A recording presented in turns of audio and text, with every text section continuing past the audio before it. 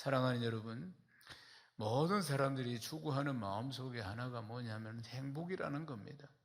행복. 모든 사람, 불행하고자 살아가는 사람이 어디 있겠습니까? 모두 다 행복을 추구하면서 열심히 살아가는 거 아니겠습니까? 이제 가를부세라는 독일 시인이 있습니다. 이 시에 이런 행복에 대해서 이런 글을 썼습니다. 산 너머 저 멀리 먼 하늘 아래 행복이 있다고 사람들이 말하기에 나도 그들 무리에 끼어 그곳으로 찾아갔다가 눈물만 흘리고 돌아왔다네. 산 너머 저 멀리 더 먼 곳에 사람들은 행복이 있다고 또 말하네. 그러니까 사람들이 이제 행복을 찾아가는 바랑새, 행복의 바랑새를 찾아가는데 집이 없을 때는 집이 있으면 얼마나 행복할까? 그러나 집을 가져보면은 그래도 이게 또 만족이 없는 겁니다. 저 멋진 차, 이 똥차 버리고 멋진 차 저거 타면은 얼마나 행복할까? 그래서 막 어떻게 애쓰고 힘써가 자기가 원하는 멋진 차를 탔다. 그렇다고 해서 또 행복이 찾아오는 게 아닙니다. 말하자면은. 그러니까 또 청년 때는 결혼만 하면 얼마나 행복할까? 근데 결혼해보니까 또 그렇습니다. 그렇지 않겠습니까? 보면은. 표정 관리를 잘 하시기 바랍니다. 예. 그래, 모든 사람들이 다 자기가 원하는 어떤 소유, 이걸 가지기만 하면 좀 더 행복해지지 않을까? 그렇지만 그게 채워지지 않습니다. 결코 채워지지 않는 것이 인생이라 그 말입니다. 그러니까 사람들은 소유를 하면은 행복해질 것이라고 생각합니다. 그러나 성경은 소유가 아니고 관계라고 이야기합니다. 제일 중요한 것은 하나님과의 관계입니다. 아멘이십니까? 하나님과의 관계, 제일 중요한 것이 하나님과의 관계가 회복이 되어야 한다는 사실입니다. 그러니까 우리는 어떻습니까? 우리는 예수 믿고 구원받은 성도이므로 하나님과의 관계가 회복된 사람입니다. 아멘이십니까? 우리는 더 이상 행복을 찾아 헤매는 바랑새가 아니라 그 말입니다. 우리는 하나님을 만났고 우리는 구원을 받았고 참 행복을 찾았다는 이야기입니다. 더 이상 행복을 찾아서 방황할 이유가 하나도 없다는 거 아닙니까? 이사야 61장 10절을 읽겠습니다. 내가 여호와로 말미암아 크게 기뻐하며 내 영혼이 나의 하나님으로 말미암아 철구하리니 이는 그가 구원의 옷을 내게 입히시며 공의의 겉옷을 내게 더하시며 신랑이 사모를 쓰며 신부가 자기 보석으로 단장한 것 같으셨느냐. 아멘. 사랑하는 여러분, 우리가 오늘도 예배를 드리고 새벽에도 예배를 드리고 우리가 자주 하나님 앞에 나와서 이렇게 또 가정에서도 셀가족 모임 때 예배를 드리는 이유가 뭡니까? 예배를 하나님이 기뻐하시기 때문입니다. 하나님이 기뻐하시는 거예요. 하나님이 우리가 영과 진리로 예배를 드릴 때 하나님이 기뻐하시는 것이, 우리가 예배를 드리는 것이 나의 필요를 채우기 위해서 그런 목적으로 예배를 드리는 것이 아닙니다. 나의 목적, 나의 필요에 의해서 예배를 드리는 것이 아니고 하나님을 기쁘시게 해드리기 위해서 예배를 드리는 겁니다. 꼭 기억해야 하는 것입니다. 하나님을 기쁘시게, 하나님이 이 예배를 그렇게 기뻐하신다 그 말입니다. 우리가 이렇게 나와서 영과 진리로 새벽에도 낮이고 주일이고 평일이고 하나님 앞에 예배 드리는, 그래서 우리가 자주 예배를 드리는 것입니다. 그럴 때 하나님이 기뻐하시고 그 기뻐하시는 하나님과 나와의 관계 속에서 하나님의 기뻐하심이 내 마음에 전달이 되는 것이에요. 그러니까 우리가 예배를 드리기 전과 예배 드리고 나서의 우리의 마음이 달라지는 것이에요. 은혜로 충만하다는 것입니다. 아멘이십니까? 하나님의 그 기쁨이 나에게 전달이 되는 것이죠. 그 기쁨이 나에게 전달이 되면서 하나님과 나와의 관계 속에서 이것을 누리게 되는 것이고 이것이 바로 우리의 참 행복인 줄로 믿습니다. 시편 1편 1절에서 2절 말씀을 읽겠습니다. 복 있는 사람은 악인들의 꾀를 따르지 아니하며 죄인들의 길에 서지 아니하며 오만한 자들이 자리에 앉지 아니하고 오직 여호와의 율법을 즐거워하여 그 율법을 주야로 묵상하는도다. 아멘. 시편 1편 1절에 복이 나옵니다. 복 있는 사람 복이 나오죠. 창세기 1장 28절에도 복이 나옵니다. 생육하고 번성하고 충만하고 정복하고 다스리는 복을 주셨어요. 그런데 창세기 1장에 나오는 복과 시편 1편에 나오는 복은 성격이 좀 다릅니다. 창세기 1장에 나오는 생육하고 번성하고 충만하고 정복하는 복을 하나님께서 우리에게 주셨는데 이 복은 히브리 말로 바라크라는 것이고 시편 1편에 나오는 복 있는 사람, 이 복은 그러니까 아시레라는 복입니다. 그러니까 시편 1편에 우리가 방금 읽은 말씀에 나오는 이 복은 하나님과의 관계 안에서 누리는 복을 말하는 것입니다. 그러니까 창세기 1장은 생육하고 번성하고 충만하고 정복하고 다스리는 이 복이고, 그리고 시편 1편에 나오는 이 복은 아쉬레, 하나님과의 관계 속에서 우리가 받게 되는 복을 말씀하고 있는 것입니다. 그러니까 하나님과의 관계 속에서 누리는 행복, 이 행복을 말씀하는 것이에요.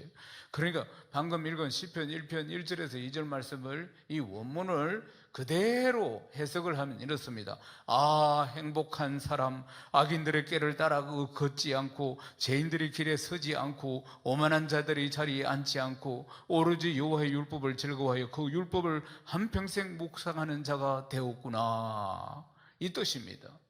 사랑하는 여러분, 이 말씀을 읽을 때 떠오르는 사람이 누구냐면 아담과 하와입니다. 아담과 하와는 어떻습니까?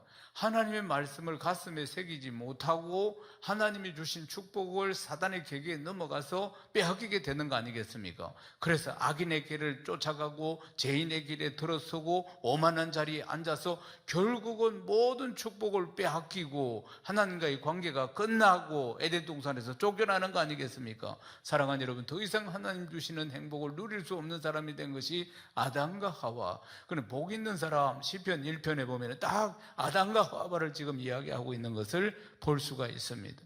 그러니까 악인의 꾀와 죄인의 길과 오만한 자리에 가도록 이 악한 세력들이 계속 공격을 한 거 아니겠어요?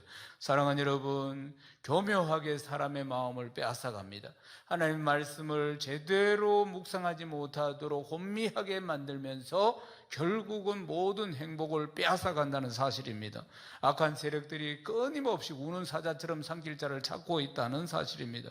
오만한 자리에 올라가기만 하면은 꼼짝없이 발이 묶여가지고 결국은 모든 은혜와 축복을 다 상실하게 된다는 것입니다. 우리 돌아보면, 우리 인생 돌아보면 이런 일 좀 하고 저런 일 좀 하고 찔끔찔끔 하다가 10년 가보고 또 10년 가보고 벌써 이렇게 세월이 이렇게 흘러간다 사실입니다. 사랑하는 여러분, 그런데 어떻습니까? 가장 인생은 부족하고 인간은 다 죄인이기 때문에 남는 것이 후회입니다. 살면 살수록 70을 살든지 80을 살든지 100세 시대에 100세를 살든지 인생은 서툴고, 그리고 인간은 죄인이고, 그러니까 하는 일들이 죄 짓는 일이고, 그러다 보니까 결국은 후회, 아픔, 상처들이 계속 남는 것입니다. 그러니까 그렇게 남지 않는 인생은 아무도 없습니다. 결국은 눈물밖에 안 나는 것입니다. 인생이라는 것이 아픔이 많고 상처가 많고 후회가 많고. 사랑하는 여러분, 하루살이를 한번 보십시오. 하루 살다가 가는 이 곤충을 보십시오. 하루살이는 어떻습니까? 점심때 사춘기를 지납니다. 오후에는 짝을 만나서 저녁에 결혼합니다. 자정에는 새끼를 낳습니다. 그리고 다음날 새벽에는 날개를 젓고 한평생 임무를 마치고 기쁘게 사라지는 게 하루살이입니다. 그러면 하루살이는 그렇게 산다 치고, 그러면 거북이를 보십시오. 거북이는 천년 삽니다. 느릿느릿하게 천년을 삽니다. 느릿느릿하지만 할 일 다 하고 천년을 살고 이 땅에서 사라집니다. 그러나 하루살이 곤충이나 천년을 사는 거북이는 그냥 다 자기 할 일을 다 하고 다 마치고 사라지는데, 그렇지만 사람은 다릅니다. 한평생을 살고 난 뒤에 모두 다 후회하는 겁니다. 많은 부분을 후회한다는 것이에요. 아쉬움이 얼마나 많이 남는지 모릅니다. 모든 인생들이 똑같습니다. 그래서 이제 사람들이 나이가 들수록 끌끌한다는 것이에요. 이렇게 할 걸, 저렇게 할 걸, 좀 더 사랑할 걸, 저 사람이 아니고 이 사람과 결혼할 걸. 그 이야기는 이제 소용도 없습니다. 이제 좀 더 열심히 살 걸, 더 함께 시간을 많이 보낼 걸, 저 일을 꼭 해볼 건데, 그러니까 끌 후회가 많다, 그 말. 후회가 많다는 이야기예요. 그러니까 사람은 본성적으로 죄인이기 때문에, 그러니까 삶 가운데 나타나는 것은 죄밖에 없다, 그 말이에요. 그러니까 후회하는 것입니다. 그러니까 아쉬움이 남는 것이에요. 죄인으로 태어나서 죄만 짓다가 결국은 죄인으로 돌아가기 때문에, 그래서 끌 한다는 사실입니다. 끌끌이 뭡니까? 안타깝다, 아쉽다, 후회가 많다, 이런 이야기 아니겠습니까? 그래서 그러면 다시 새로운 인생이 주어지면 어떻겠습니까? 주어진다 할지라도 인간은 죄인입니다. 결국 다시 한번 인생이 주어진다 할지라도 결국 남는 것이 아쉬움과 죄밖에 없다는 사실입니다. 사랑하는 여러분, 참 행복이라는 것을 모르면은, 진짜 복이라는 것이 무엇인지 모르면은 복을 줘도 복을 누리지 못하고 행복을 줘도 행복을 누리지 못하는 것입니다. 사랑하는 여러분, 하나님께서 나를 어떻게 구원하셨습니까? 독생자 예수 그리스도를, 하나밖에 없는 아들 독생자 예수 그리스도를 보내주셔서 그분을 죽이시기까지 나를 사랑하시면서 나를 구원하신 거 아니겠습니까? 이 사실을 확실히 깨달을 때 행복이 시작됩니다. 하나님이 생명 바쳐서 나를 사랑하신다는 것을 확실히 깨달을 때, 내가 예수 믿고 구원받았다는 사실을 확실히 깨달을 때, 그때부터 하나님과의 화목한 관계가 시작됩니다. 행복이 시작되는 것입니다. 축복이 시작되는 것입니다. 행복이 하나님과의 관계라고 말씀 안 했습니까? 예수 믿고 구원받아 하나님의 관계가 회복된 사람이 바로 행복한 사람임을 믿습니다. 이 행복을, 예수 믿고 구원받아서 이 행복을 아는 사람은 그때부터 이 사랑의 편지인 성경 말씀을 듣는 것과 읽는 것, 이것이 하나님의 말씀이 송이꿀보다도 더 달게 되는 것입니다. 사랑하는 여러분, 이 성경은 수면제가 아닙니다. 어떤 사람은 성경을 읽다가 그냥 자본다고 이야기합니다.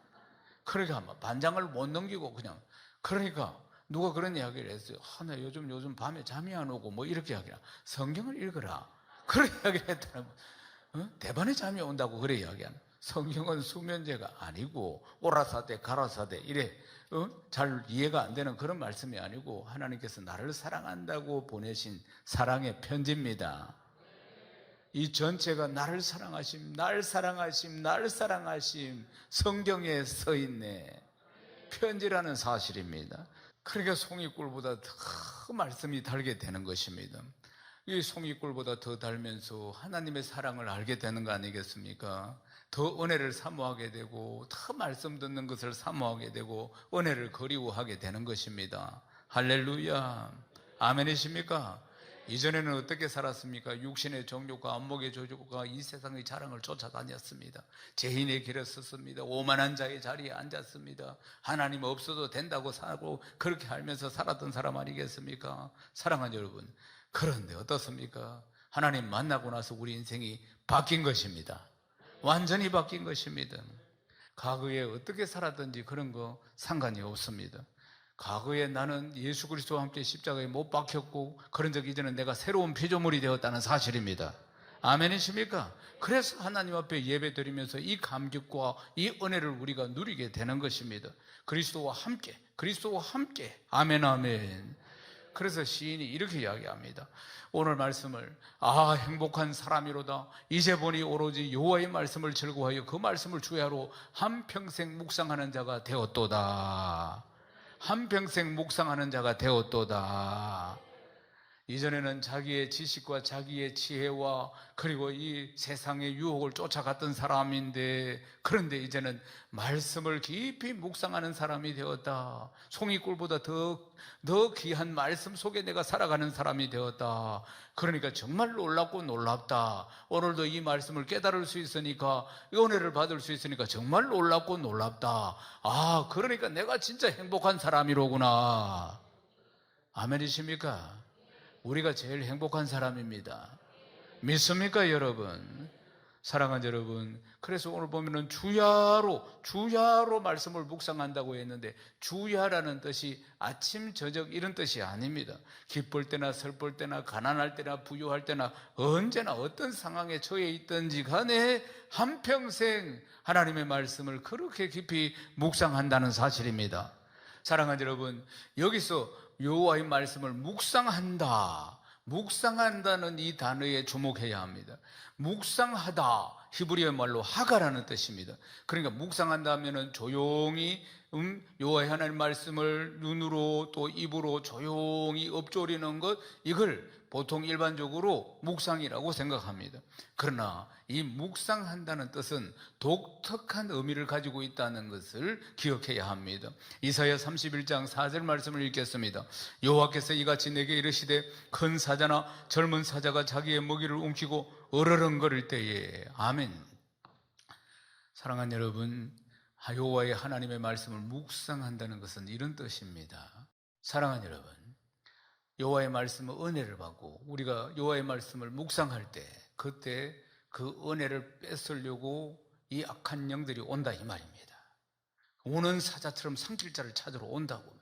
이 예배를 통해서 말씀의 은혜를 받는 것을 뺏어가기 위해서, 묵상을 통해서 받은 은혜를 뺏어가기 위해서, 그러니까 이게 온다 그 말이에요. 그래서 어르렁거리면서 이 말씀의 은혜를 내가 지켜야 한다 이 뜻입니다. 이것이 묵상하다입니다. 그러니까 사랑하는 여러분, 생각은 치열한 영적의 전투의 장소입니다. 가룟 유다가 처음부터 예수님을 팔려고 제자가 된 거 아닙니다. 성경을 보면 가룟 유다에게 예수 팔 생각을 사단이 불어넣었다고 했습니다. 끊임없이 생각을 불어넣은 것입니다. 그리고 나중에는 그냥 걸려들은 겁니다. 사랑하는 여러분, 우리가 지금 예배를 드리면서 말씀을 듣는데도 이 많은 생각들을 불어넣습니다. 집중하지 못하도록. 공부는 더 치열한 영적인 전쟁터입니다. 성부가 어디서 납니까? 집중 아닙니까? 책상에 몇 시간 앉아 있느냐 이게 아니고, 그런데 보면은 다 잡된 생각을 불어넣어서 집중을 못하도록 합니다. 은혜를 받을 때도 마찬가지입니다. 생각을 막 불어넣는 거예요. 말씀에 집중하지 못하도록, 깊이 묵상하지 못하도록. 사랑하는 여러분, 그렇게 해서 은혜를 뺏어간다는 겁니다. 그러니까 어르렁거리면서 정말 이 뺏어가려고 하는 이 세력들과 대적을 하면서 이 말씀을 지켜야 된다 이 말입니다. 하나님이 나에게 주시는 이 오늘의 양식을, 이 영의 양식을 지켜야 하는 것이에요. 말씀의 은혜를 빼앗으려고 하는 약한 세력들이 설치고 있다는 것을 기억해야 합니다. 사자가 자기가 잡은 이것을 지키려고 하듯이 말이에요. 그렇게 지켜야 한다고 지금 말씀합니다. 그렇게 말씀을 지킬 때 이 말씀이 내 마음속에 떨어져서 주님이 말씀하셨죠. 30배, 60배, 100배로 결실하게 되는 줄로 믿습니다. 그러니까 말씀을 지켜야 하는 것이에요. 나에게 주신 말씀을 붙들어야 하는 것입니다. 그것이 내 마음속에 떨어질 때 30배, 60배, 100배로 역사하는 일들이 일어나게 되는 줄로 믿습니다. 그러니까 30배, 60배, 100배로 결실하지 못하도록 악한 세력들이 이 말씀의 은혜를 뺏어가려고 그렇게 달라든다는 것을 기억해야 합니다. 아멘이십니까? 그러므로 우리는 사자처럼 어르렁거리면서 이 말씀을 지켜야 한다는 것이에요. 아멘이시죠? 사랑하는 여러분, 언제 그러면은 이 말씀을 빼앗기는가? 말씀의 은혜를 빼앗기는가? 그것은 자기가 말씀을 받았는데도 이것을 귀하게 여기지 못할 때 얼마든지 빼앗길 수 있습니다. 그리고 또 다른 것으로 내가 배가 채워져 있을 때, 이 말씀이 영의 양식이 별로 소중하게 여기지지 않을 때, 세상 것들로 꽉 채워졌을 때, 그때 여지없이 이 말씀을 빼앗기게 되는 것입니다. 여지없이 이 말씀의 소중함을 깨닫지 못할 때 얼른 뺏어가 버리고 하는 것입니다. 사랑하는 여러분, 영혼의 양식을 먹어야 영혼이 잘 되고 범사가 잘 되고 강건해지는 것입니다. 가장 큰 축복이 내 영혼이 잘 될 때, 이 말씀의 양식을 먹어서 영혼이 잘 될 때 범사, 내가 하는 일이 잘 되고 내 육신이 강건해지는 것입니다. 여러분 믿습니까? 그래야 참 행복을 누리게 된다는 것입니다. 시편 1편 3절 말씀을 읽겠습니다. 그는 시냇가에 심은 나무가 철을 따라 열매를 맺으며 그 잎사귀가 마르지 아니함 같으니 그가 하는 모든 일이 다 형통하리로다. 아멘. 세상의 가장 큰 축복이 형통입니다. 하는 일들마다 잘 되는 것, 형통한 복 말입니다. 사랑하는 여러분, 제가 기도할 때 형통한 복을 많이 구합니다. 또 성도들을 위해서 기도할 때도 형통하기를 많이 구하는 것입니다. 왜냐하면 사람이 아무리 계획할지라도 그 길을 인도하시는 분은 여호와 하나님이시기 때문에 그렇습니다. 사람이 자기가 계획한 대로 다 될 것 같으면 성공하지 못할 사람 어디 있으며 건강하지 못할 사람이 어디 있겠습니까? 그렇지 않다는 것입니다. 사랑하여 보십시오. 시편 1편에 있는 이 축복을 보십시오. 시냇가에 심은 나무는 세상에 아무리 기근이 온다 할지라도, 다른 나무는 다 말라 비틀어 죽는다 할지라도 시냇가에 심은 나무는 잎이 푸르고 청청하고 풍성한 열매를 거둔다는 거 아니겠습니까? 그게 바로 형통이라는 것입니다. 사랑하는 여러분 보십시오. 시냇가에 심은 나무예요. 그럼 나무가 자기 마음대로 시냇가에, 풍성한 시내가 흐르는 시냇가에 자기가 심겨지고 싶다고 해서 심겨지는 거 아닙니다. 나무가, 그리고 저 마른 땅에 있던 나무가, 기근이 있는 땅에 있던 나무가 나는 시냇가에 가고 싶어. 그래서 나무가 쭉 올라와가지고 따라라라 걸어가지고 시냇가에 심어졌겠습니까? 아닙니다. 시냇가에 심은 분이 있는 겁니다. 사랑하는 여러분, 나무 스스로 심은 것이 아닙니다. 나무의 주인이 심은 것입니다. 그래서 원래 이 나무는 어떤 나무입니까? 잎사귀가 마르고 마른 땅에 있던 다 죽어가는 나무였다 이 말입니다. 다 죽어가는 나무였는데, 그러니까 죄인의 길에 들어서고 악인의 궤에 넘어가고 오만한 자리에 앉았던 그런 나무였다 이 말입니다. 그런데 하나님께서 뽑으셔가지고 이 시냇가에 심어주신 것입니다.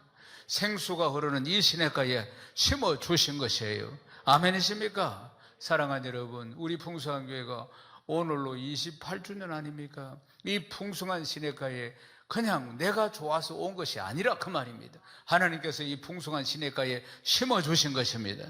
예레미야 17장 8절 말씀을 읽겠습니다. 그는 물가에 심어진 나무가 그 뿌리를 강변에 뻗치고 더위가 올지라도 두려워하지 아니하며 그의 빛 청청하며 가무는 해도 걱정이 없고 결실이 거치지 아니한 같으리라. 할렐루야. 사시사철로 열매를 맺고 풍성한 열매를 맺고 잎이 푸르고 청청한 나무가 바로 시냇가에 심은 나무라는 것 아니겠습니까? 사랑하는 여러분, 부산 땅에 하나님께서 28년 전에 우리 교회를 세우셨습니다. 이 시냇가에 풍성한 시냇가, 풍성한 시대가 흐르고 있는, 은혜가 철철 넘쳐 흐르고 있는 이 풍성한 교회에 하나님께서 우리를 심으신 것입니다. 아멘이십니까? 풍성한 교회에 아무나 오는 것이 아닙니다. 하나님이 보내셔야 오는 것입니다.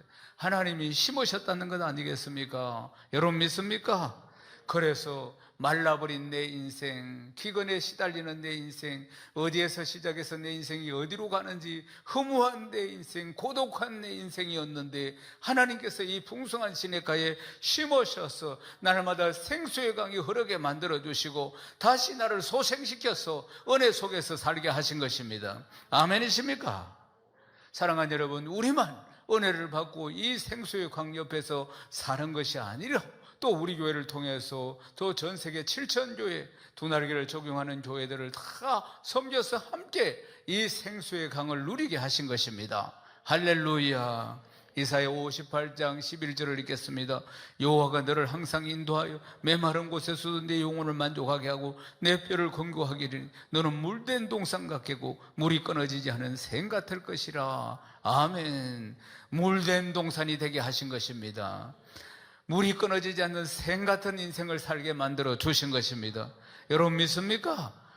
사랑하는 여러분, 처음 풍성한 교회를 왔을 때를 기억하십니까? 그 은혜를 기억하십니까?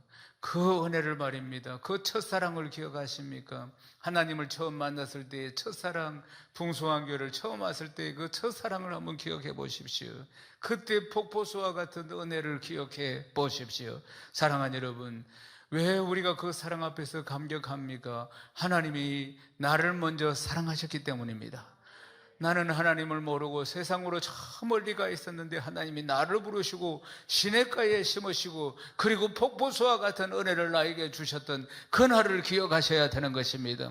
아멘이십니까? 풍성한 시냇가에 심은 그날을 기억해야 합니다. 그 은혜를 기억해야 합니다. 내가 처음 주를 만났을 때의 그 사랑을 기억해야 하는 것입니다. 사랑하는 여러분, 한평생 그 사랑 속에서 살아갈 수 있기를 주님의 이름으로 축원합니다.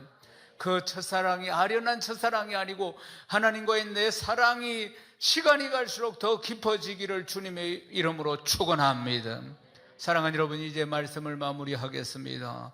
우리가 물된 동산이 되었습니다. 시냇가에 심은 나무가 되었습니다. 철철이 열매를 맺는 귀한 나무가 되었습니다. 풍성한 물이 끊어지지 않고 솟아나는 샘, 그 가운데 하나님이 은혜를 주시고 계십니다. 우리가 행복한 사람인 것입니다. 아멘이십니까? 날마다 이 행복을 누리고 전하는 복된 성도다 되시기를 주님의 이름으로 축원합니다. 축원합니다.